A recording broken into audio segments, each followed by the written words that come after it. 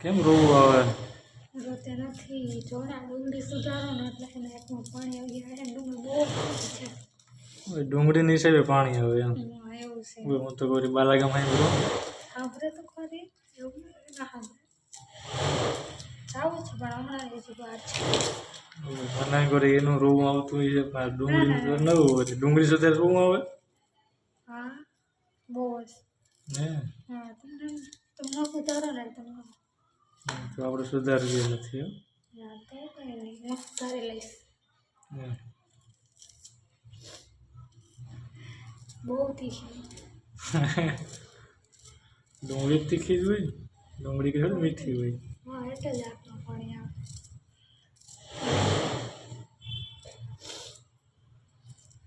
શું તમે શું કરવા એવા છો મને પૂછવા હું માટે તો જોવો તો વાંચી તમે આ કરી રોવાવેલી હતી હમણાં શું થયું કાલે પૂછવું એને તો તે નવીન જ કીધું કે ડુંગળી સુધારવી એટલે એટલી બધી ડુંગળી લઈને બેઠી હતી તારે આ ડુંગળીનું કરવાનું શું છે? લીલી ડુંગળીનું શાક બનાવવાનું છે. લીલી ડુંગળીનું શાક અને સાથે સાથે ખીચડી બહુ જ મજા આવે જમવાની. એમ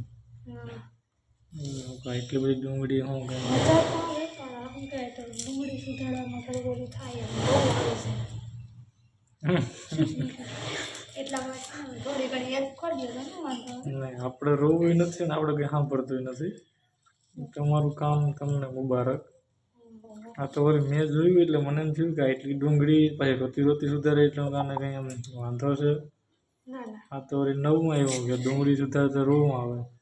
હા આવે બહુ જ આવે. સારું સારું તો સુધારી નાખો તો હું ડુંગળીનું શાક ને ખીચડી રોટલી વાંધો નહીં હાલો તો સુધારી નાખો.